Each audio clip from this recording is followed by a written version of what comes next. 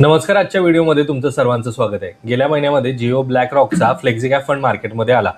जेव्हा हा फंड मार्केटमध्ये आला त्यावेळेस लोकांमध्ये खूप उत्सुकता होती की हा फंड खूप चांगले रिटर्न्स देईल, कशा प्रकारे काम करेल, कारण की हा AI आणि ह्युमन या दोघांचं कॉम्बिनेशन आहे आणि या कॉम्बिनेशन्सनुसारच त्याच्यामधले जे स्टॉक्स आहेत ते पिक केले जाणार आहेत. या सगळ्या गोष्टी होत्या ज्यामुळे लोकांमध्ये खूप कुतूहल होतं की हा फंड कशा प्रकारे काम करेल. तर याच फंडचा पोर्टफोलिओ आता रिलीज झालेला आहे. म्हणजेच हा फंड आता कोणत्या स्टॉक्समध्ये इन्व्हेस्टमेंट करतोय हे आता आपल्याला समजणार आहे, कारण की त्यांनी नुकताच त्यांचा पोर्टफोलिओ रिलीज केलेला आहे न्यूजवरती आणि या सगळ्या गोष्टींमध्ये आता हा पोर्टफोलिओ आपल्याला पाहता येतोय. तर या व्हिडिओमध्ये आपण पाहणार आहोत जिओ ब्लॅक रॉकच्या फ्लेक्झिकॅप फंडचा पोर्टफोलिओ, म्हणजे हा फंड कोणत्या स्टॉक्समध्ये इन्व्हेस्टमेंट करतोय, किती इन्व्हेस्टमेंट करतोय आणि किती स्टॉक्स त्याने सिलेक्ट केलेले आहेत, या सगळ्या गोष्टींबद्दल आपण आजच्या व्हिडिओमध्ये पाहणार आहोत. तर चला व्हिडिओला स्टार्ट करूयात. पण व्हिडिओला स्टार्ट करण्या अगोदर जर तुम्ही चॅनलवरती नवीन असाल आणि चॅनलला अजूनही सबस्क्राईब केलं नसेल तर चॅनलला सबस्क्राईब करून ठेवा, म्हणजे असेच इन्फॉर्मेटिव्ह व्हिडिओज तुम्हाला या चॅनलवरती पाहता येतील. तर चला व्हिडिओला स्टार्ट करूयात. आजच्या व्हिडिओमध्ये ज्या जिओ ब्लॅक रॉक फ्लेक्झिकॅप फंडबद्दल आपण बोलणार आहोत त्यामध्ये माझं कोणत्याही प्रकारचं रिकमेंडेशन नाही की तुम्ही बाय करावं, होल्ड करावं किंवा सेल करावं. हा एक एज्युकेशन पर्पजसाठी बनवलेला व्हिडिओ आहे, तर त्याच्याकडे त्या दृष्टीने पहा. तर हा फंड मार्केटमध्ये आला होता गेल्या महिन्यामध्ये, म्हणजे 10 तारखेच्या आसपास NFO ओपन झालेला आणि त्याच्यानंतर 15 ते 17 तारखेपर्यंत NFO ओपन होता आणि लोकांना इन्व्हेस्टमेंट करण्याचं म्हणजे न्यू फंड ऑफर होती. लोकांना 10 रुपयाच्या NAV इन्व्हेस्ट करायला सांगत होते आणि त्याच्यानंतर हा NFO क्लोज झाला आणि त्यानंतर काही दिवसांनी ॲक्च्युअली हा फंड मार्केटमध्ये लॉन्च झाला. आता या फंडची NAV आहे 10 रुपये 22 पैसे. त्याच्यामध्ये लोकांची इन्व्हेस्टमेंट आहे जवळपास 1800 करोड रुपये. या फंडमध्ये जर SIP करायची असेल तर मिनिमम 500 रुपयाची SIP आपण या फंडमध्ये करू शकतो. आता या फंडचे फंड मॅनेजर आहेत, म्हणजे मी मगाशी सांगितल्याप्रमाणे हा फंड AI आणि फंड मॅनेजर दोघंही मिळून मॅनेज करतायत. या फंडचे फंड मॅनेजर आहेत तन्वी कचेरिया, ज्यांच्याकडे 2600 करोड रुपयाचा AUM मॅनेज करण्याचा एक्सपिरियन्स आहे आणि 14 वर्षापासून त्या या इंडस्ट्रीमध्ये ॲक्टिव्ह आहेत. त्यानंतर आहे साहिल चौधरी, यांच्याकडे सुद्धा 1800 करोड रुपयाचा AUM मॅनेज करण्याचा एक्सपिरियन्स आहे आणि त्यांच्याकडे सुद्धा 14 वर्षाचा एक्सपिरियन्स आहे. या फंडबद्दलच्या बेसिक डिटेल्स झाल्या ज्याच्याबद्दल आपल्याला माहिती असायला हवी. आता आपण जाऊयात ज्या मेन पर्पजसाठी हा व्हिडिओ बनवला जातोय त्याच्यावरती, म्हणजे फंडच्या पोर्टफोलिओवरती.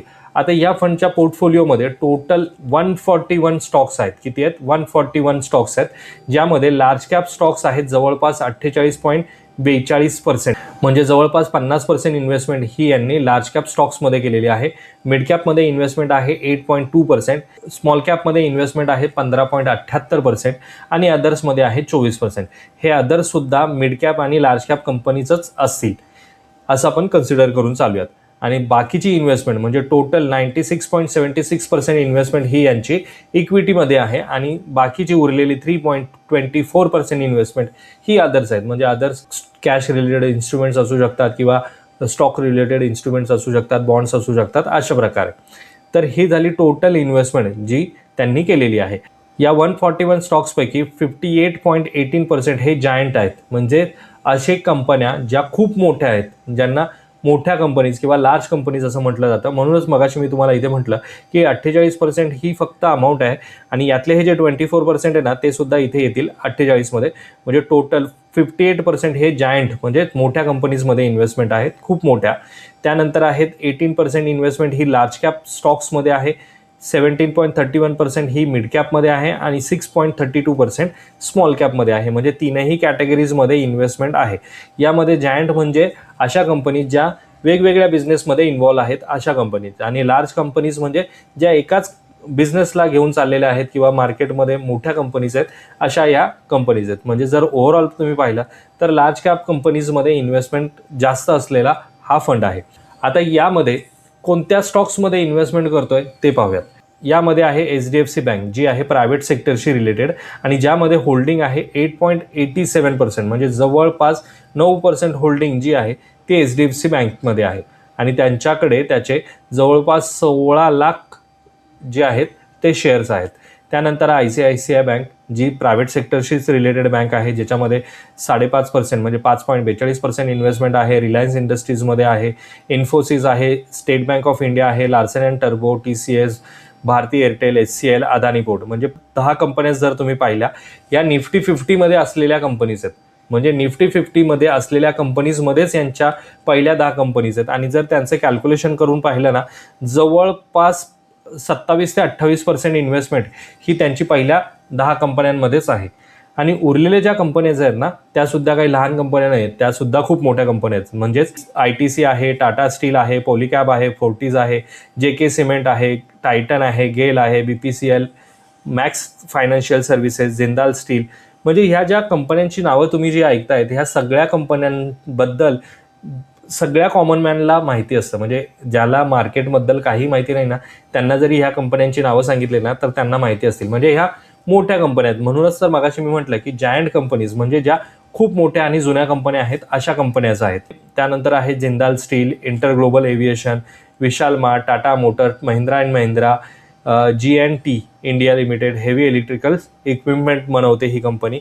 मॅरेको आहे, रेडिको खैतान आहे, युनो मिंडा आहे. त्यानंतर L&T फायनान्स आहे, श्री सिमेंट्स आहे, डेक्सॉन आहे, LIC आहे, टाटा TVS मोटर आहे, HDFC asset management company, Indian bank, power grid, अशा टाईपच्या ह्या कंपनीज आहेत. म्हणजे ज्याच्यामध्ये सगळ्यात जास्त इन्व्हेस्टमेंट आहे. जवळपास प्रत्येक कंपनीमध्ये 1% इन्व्हेस्टमेंट आहे, जेवढी नावं मी आता तुमच्यासमोर घेतली. आता यामध्ये काही कंपन्यांमध्ये ना खूप कमी इन्व्हेस्टमेंट आहेत आणि त्या खूप छोट्या छोट्या कंपनीज आहेत. म्हणजे ही जी आहे इंटर ग्लोबल इक्विटी लिमिटेड, ही स्मॉल कॅप कंपनीज आहे. त्याच्यानंतर इथे बॉश आहे, हिरो मोटर्स आहे, केमेन्स आहे, म्हणजे ॲबॉट आहे, गजेरिया सिरॅमिक्स आहे, जायडस लाईफ सायन्स आहे, गोदरेज आहेत. म्हणजे जी नावं मी आता तुमच्यासमोर घेतोय ना, ही सगळी नावं खूप मोठी आहेत. ONGC लिमिटेड आहे, BSE लिमिटेड आहे, युको बँक आहे, ॲक्सिस बँक आहे, फ्रीझर आहे. तर ह्या सगळ्या मोठ्या कंपनीजमध्ये यांची इन्व्हेस्टमेंट सगळ्यात जास्त तुम्हाला इथे पाहायला मिळते. आता याच्यावरनं तुम्हाला समजलं असेल की किती मोठ्या कंपनीजमध्ये ह्या फंडने इन्व्हेस्टमेंट केलेली आहे. पण जर सेक्टर वाईज पाहिलं तर कशामध्ये सगळ्यात जास्त इन्व्हेस्टमेंट आहे ते पण आपण पाहूया. तर जर सेक्टर वाईज पाहिलं ना, तर प्रायव्हेट सेक्टरमध्ये सगळ्यात जास्त इन्व्हेस्टमेंट आहे. म्हणजे ज्या प्रायव्हेट सेक्टरमधल्या बँक्स आहेत त्याच्यामध्ये सगळ्यात जास्त इन्व्हेस्टमेंट आहे. कम्प्युटर आणि सॉफ्टवेअर रिलेटेड ज्या कन्सल्टिंग करतात किंवा सर्व्हिस प्रोव्हाइड करतात, अशा कंपनीजमध्ये 11% इन्व्हेस्टमेंट आहे. म्हणजे TCS, इन्फोसिस ज्या कंपनीज आहेत त्या अशाच रिलेटेड आहेत. रिफायनरीज अँड मार्केटिंग रिलायन्समध्ये आहे, ONGCमध्ये आहे. पब्लिक सेक्टरमधील बँक ज्या आहेत त्यामध्ये इन्व्हेस्टमेंट आहे. सिव्हिल कन्स्ट्रक्शनमध्ये आहे, आयर्न अँड स्टील्समध्ये आहे, सिमेंट्समध्ये आहे, टेलिकॉममध्ये आहे. तर हे जे काही मेन सेक्टर्स आहेत ना ते. पण यावरनं ना आपल्याला समजणार नाही की सगळ्यात जास्त इन्व्हेस्टमेंट कोणत्या सेक्टरमध्ये यांनी केलेली आहे, कारण की खूप सारे सेक्टर्स इथे आहेत. तर मी त्यासाठी अजून एक सोपं करून दाखवतो तुम्हाला. आता यामध्ये तुम्हाला इथे दिसत असेल की बेसिक मटेरियल्स ज्या म्हणजे ज्या बेसिक कन्झ्युमर नीड्स असतात आपल्या, त्याच्यामध्ये यांची इन्व्हेस्टमेंट किती आहे पहा, 9.44%. आणि याच कॅटेगरीमधले जे दुसरे फंड्स आहेत ना, ते किती इन्व्हेस्टमेंट करतायत ते पण इथे मी तुम्हाला दाखवतोय, 8.57%. त्यानंतर आहे कन्झ्युमर, म्हणजे ज्याच्यामध्ये ऑटो रिलेटेड ऑटोमोबाईल्स असतील किंवा ज्या इलेक्ट्रिकल्स पार्ट्स बनवणाऱ्या ज्या कंपनीज आहेत, याच्यामध्ये इन्व्हेस्टमेंट आहे 11.67%. आणि दुसऱ्या जे फंड्स आहेत ते इन्व्हेस्ट करतायत जवळपास 16%. त्यानंतर फायनान्शियल सर्व्हिसेसमध्ये 28% इन्व्हेस्टमेंट आहे. रिअल इस्टेटमध्ये 0.77% आहे. कम्युनिकेशन सर्व्हिसेसमध्ये 3.23% आहे. एनर्जीमध्ये 7.46% आहे. इंडस्ट्रीयल प्रोडक्ट्समध्ये 13% आहे. टेक्नॉलॉजीशी रिलेटेड ज्या कंपनीज आहेत त्याच्यामध्ये 12% आहे. कन्झ्युमर डिफेन्सिव्ह त्या प्रोडक्टमध्ये 5.20% आहे. हेल्थकेअरमध्ये जवळपास 5% आहे. आणि युटिलिटीजमध्ये 3.37% इन्व्हेस्टमेंट आहे. तर जर तुम्ही पाहिलं तर जवळपास आहेत ना, इतर जे फ्लेक्झी कॅप रिलेटेड फंड आहेत, म्हणजे जसं HDFC असो, फराक पारेख असो, JM फायनान्शियल असो, मोतीलाल ओसवालचा फ्लेक्झी कॅप असो, तर हे जे फ्लेक्झी कॅप कॅटेगरीमधले जे फंड आहेत ना, ते जशी इन्व्हेस्टमेंट करतात किंवा ज्या स्ट्रॅटेजीजने चाललेले आहेत ना, त्याच प्रकारची स्ट्रॅटेजी ह्या फंडमध्ये सुद्धा आहे. काही फार वेगळं नाही आहे. जर तुम्ही कॅटेगरी वाईज पाहिलं ना, तर सगळ्या कॅटेगरीजमध्ये तुम्हाला सेम प्रपोर्शन दिसेल.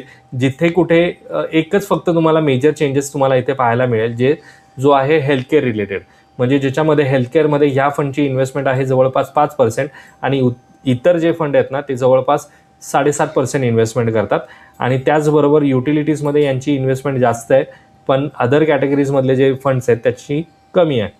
पण जर जास्त इन्व्हेस्टमेंट बघायला गेलं तर दुसरे फंड्स जे आहेत ना ते 16% इन्व्हेस्टमेंट करतात कन्झ्युमर रिलेटेड प्रोडक्ट्समध्ये, म्हणजे जे ऑटोमोबाईल्स आहे, इलेक्ट्रिकल्स आहेत, फार्मसी रिलेटेड वगैरे कंपनीज जे आहेत ना, याच्यामध्ये इन्व्हेस्टमेंट आहे जवळपास 16%, पण याची इन्व्हेस्टमेंट आहे जवळपास 11.67%.